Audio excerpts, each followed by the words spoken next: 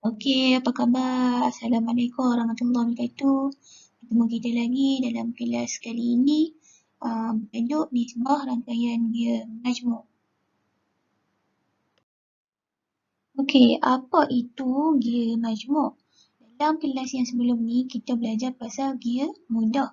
Gear mudah ni biasanya sekurang-kurangnya ada 2 gear yang dicantum, gigi-giginya bercantum kan? So, apa itu gear majmuk? Kita tengok ya. Okey, definisi gear majmuk. Okey, dalam syllabus kita, gear majmuk terdiri daripada beberapa gear yang dipasang secara tegar pada syaft yang sama dan berputar dalam arah dan laju pusingan yang sama. So, kita tengok gambar. Okey, kalau tengok gambar ni, sekejap, saya nak guna highlighter sekejap. Okey, kalau tengok gambar ni, gear yang kecil yang dua depan ni sebenarnya disambung secara gear mudah. Gear kecil yang depan ni dengan gear besar yang di belakang ni yang warna kelabu gelap ni adalah disambung secara gear majmuk. Ataupun dalam bahasa Inggeris kalau kamu cari di internet, dia dinamakan sebagai compound gear. Okey, nampak tak? Satu batang shaft, satu batang logam ni ada dua gear. So, gear majmuk ni mungkin terdiri daripada dua gear ataupun lebih dalam satu batang shaft. Okey, shaft yang sama lah. Sebab tu dia pusing pada arah yang sama sebab gear ni dia dikunci pada batang logam tu, pada shaft tu. Jadi bila batang yang bergerak, gear tu pun akan bergerak sama. Okey. Kalau tengok ni contoh yang saya ambil daripada internet. Okey. Terdiri daripada beberapa compound gear ataupun gear majmuk. Okay, kalau perasan yang di atas ni adalah gambar 3D. Yang ni gambar 3D. Di bawah ni adalah gambar 2D. Okey. Berdasarkan gambar 3D ni, kita akan lukis gambar 2D. Kita tak perlulah lukis gigi-gigi dia tu. Okey. Sekejap ya. Biasanya kita lakar rangkaian gear menggunakan pandangan pada posisi hadapan atau sisi. So, yang kamu nampak ni sekarang adalah posisi hadapan. Okey. Bulatan yang dilukis yang berwarna kelabu adalah sama ada bulatan pitch gear ataupun bulatan dedendum. Ingat lagi tak bulatan pitch atau bulatan dedendum ni boleh rujuk ataupun yang pada bulan April pun ada post dalam WhatsApp group. Okay, kalau kamu tengok yang kelabu gelap ni adalah yang diameter yang paling luas sekali. Okay. Kelabu yang kurang terang ni adalah bulatan pitch ataupun bulatan dedendum. Okey, kita terpulang kepada engineer sama ada dia nak, kalau dia nak boleh lukis yang paling luar pun boleh. Tapi yang ni lebih kepada lukisan kejuruteraan lah, engineering, drawing lah. Okey, ini adalah salah satu contoh lukisan gear. Ni puan lukis guna software multimedia dulu ni. Cuma puan tak lukis gigi-gigi lah. Puan directly lukis dalam bentuk silinder. Okey. So, kalau kita tengok gambar ni, kita ada dua batang shaft. Setiap batang ada dua gear. Ini adalah gear majmuk. Okey. So, kita nak lukis pandangan hadapan kan. So, macam mana kita nak lukis pandangan hadapan? So, bila kita pusing gitu, kalau kita tengok dia pandangan hadapan, kita akan nampak macam bulat dan berlapis lah. So, ni tak apa nak nampak sebab warna gear pembuat semua warna sama. Puan dah cuba tukar warna tapi tak jadi. So, tak apa. Kita tengok lukisan dia sepatutnya yang macam line merah ni lah. Okey. Yang kecil tu kat depan, yang besar tu kat belakang kan. Kalau perasan ada line putus-putus. Line putus-putus ni means dia berada di belakang, di sebalik. So, ini dinamakan hidden line ya. So, inilah rupa sekiranya kita lukis dia dalam pandangan hadapan. Okey.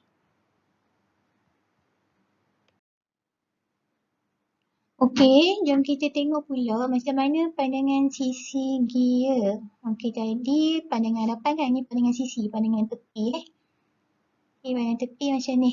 Okey, bila kita tengok dari tepi nampak macam peta je kan, macam segi empat panjang kan. Okey. Sikit lagi. So kalau kita lukis, kalau kita lakar atas kertas, dia akan nampak macam yang merah tu. Okey. Ni kalau melintang, kalau menegak pun boleh juga. Okey.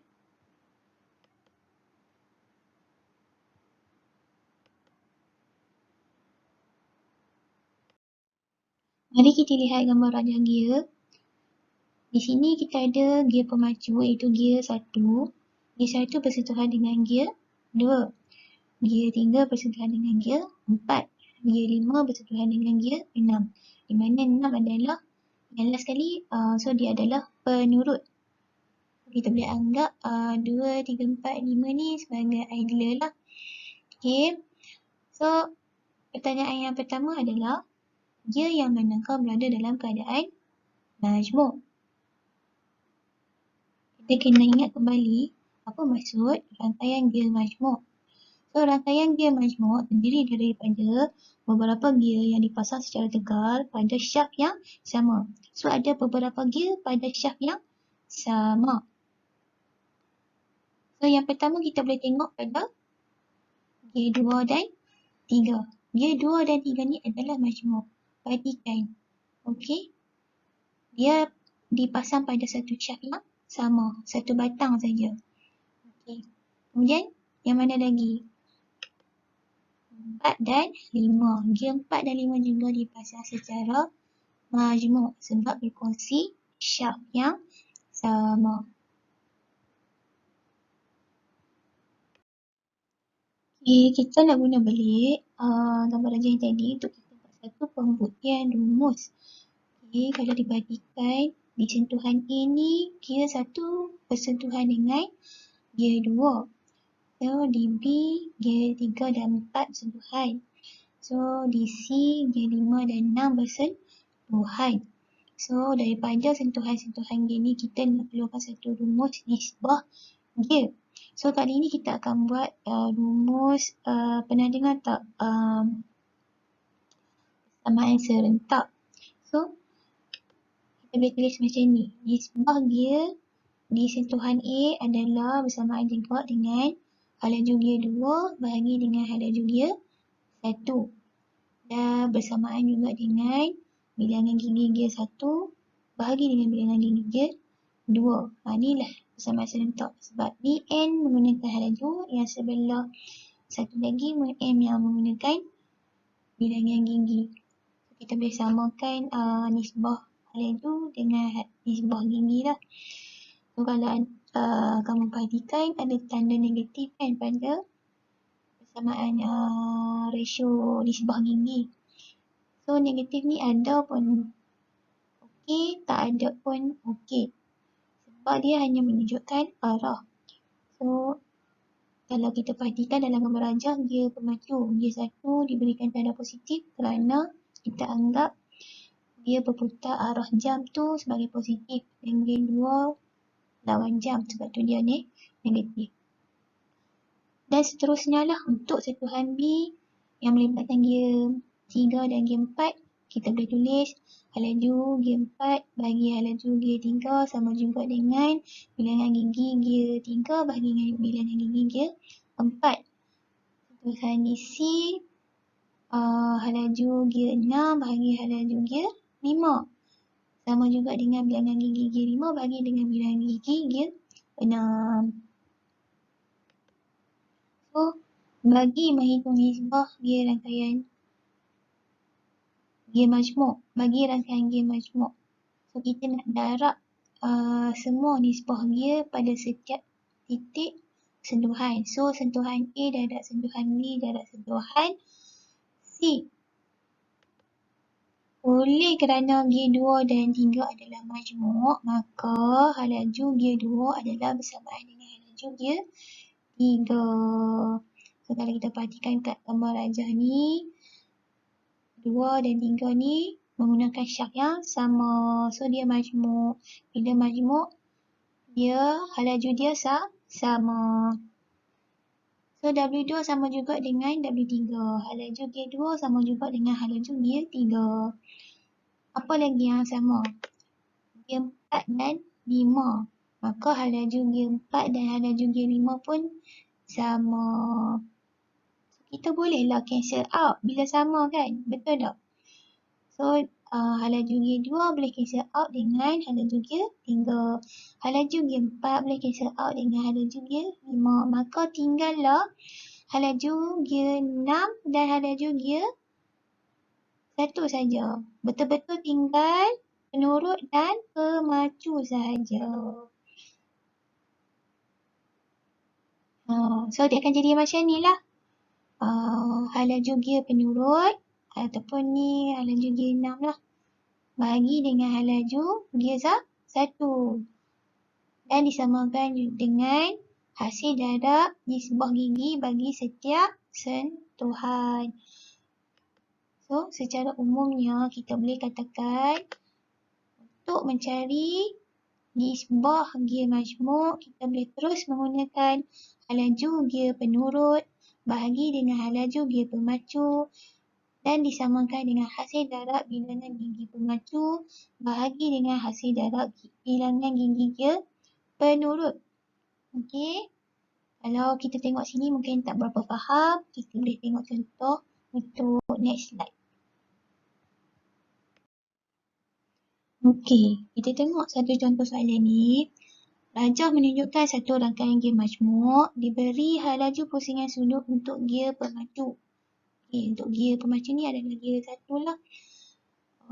Adalah bersamaan dengan 200 radian per saat. Jumlah gigi G pemacu ialah 60. Gigi G2 ialah 30. Gigi G3 adalah 70. Gigi G4 adalah 20. Gigi G5 ialah 80. Dan gigi G6 adalah 40. So, kalau tengok gambaran ni lebih kurang macam yang tadilah. Okey. So, dia kata dapatkan A, nisbah G di setiap titik sentuhan A, B dan C. Kemudian B, halaju sudut untuk G penurut dan arah pergerakannya. Dan C, tentukan yang manakah merupakan gabungan G majmuk. So, yang pertama kali, kita kena kumpulkan maklumat dari soalan yang diberi. Kita keluarkan dalam bentuk persamaan ataupun nombor sahaja. So, yang pertama kita ada halaju G pemacu. W1, omega 1 sama juga dengan 200 radian per saat. Kemudian kita ada semua nilai gigi untuk setiap G. T1 60, T2 30, T3 70, T4 20, T5 80, T6 40. So, daripada maklumat ni barulah kita nampak apa yang kita ada dan kita boleh teruskan untuk membuat kiraan. So, yang pertama kita selesaikan dulu yang A. So, dia tanya nisbah G di setiap titik sentuhan A, B dan C. So, kita cari dulu yang A. Di sentuhan A kita ada G1 dan G2. So, maka kita boleh gunakan rumus nisbah di sentuhan A, T1 bahagi dengan T2. So, 60 bahagi 30 kita akan dapat 2. Dan seterusnya pada sentuhan B yang melibatkan G3 dan G4. So, NB adalah jumlah gigi G3 bahagi jumlah gigi G4. 70 bahagi 20 kita akan dapat 3.5. Dan seterusnya pada sentuhan C, NC sama juga T5 bahagi T6, 80 bahagi 40. So, kita akan dapat 2. So, selesai untuk soalan A. Untuk soalan B, kita dikehendaki mengira halaju sudut untuk gear penurut dan tentukan arah pergerakannya. Okay, untuk B, kita gunakan rumus yang kita dapat masa slide yang sebelum ini. So, omega 6 bahagi dengan omega 1, iaitu halaju gear penurut bahagi dengan halaju gear pemacu. Bersamaan juga dengan nisbah gigi gear 1 dan gear 2, darab dengan nisbah gigi gear 3 dan 4, darab dengan nisbah gigi gear 5 dan 6. So, kamu nak ingat tu senang je. Atas bawah, atas bawah, atas bawah. 1, 2, 3, 4, 5, 6. Okey. So, kita tinggal nak masukkan nilai. Tapi sebelum tu kita tengok dulu. Sebenarnya kita boleh tukarkan T1 bahagi dengan T2 sebab kita dah kira tadi. Betul kan? So, kalau kamu nak senang, kamu letak omega 1 halaju pemacu di sebelah kanan siap-siap sebab yang kita nak cari halaju sudut untuk dia penurut. So, kalau nak ringkaskan rumus ini, kita dapat ringkaskan dalam bentuk halaju gear 6 sama juga dengan NA darab NB darab NC darab halaju gear pemacu. Yang tadi ni kita dah cari NA, NB dan NC kan? Masih ingat lagi tak yang kita cari tadi untuk untuk soalan A. So, kita tinggal nak masukkan balik nilai-nilai ni je. Jangan masuk balik nilai gigi ni. Boleh nak masuk. Cuma nanti jadi lambat. So, kita terus je masuk nilai NA, NB dan NC. So, kita masukkan nilai. So, halaju B6 bersamaan dengan 2 darab 3.5 darab 2 darab 200. Dan kita dapat jawapannya sebanyak 2,800 radian per saat. Dan arah G ni adalah arah yang berlawanan. Okey. Sebab apa berlawanan? Kalau kita tengok gambar raja pun kita tahu dah dia berlawanan. Sebab dia ditandakan dengan tanda negatif. Okey. Soalan yang last ni. C. Tentukan yang manakah merupakan gabungan gear majmuk. So, yang mana yang berada dalam keadaan majmuk? So, kita kena ingat balik. Rangkaian gear majmuk ni terdiri daripada beberapa gear yang dipasang secara tetap pada syaf yang sama. Kan? Ni sama je macam yang tadi tu. Ingat balik tak? Kita nampak ni. 2 dan 3 ni pada satu batang syaf yang sama. 4 dan 5 pada batang yang sama. So, boleh ingat kan? So, yang ni dan yang inilah. Sebab dia gunakan batang yang sama. So, jawapannya gabungan gear majmuk adalah gear 2 dan 3 dan gear 4 dan 5. Mudah sahaja. So, sekian. Terima kasih.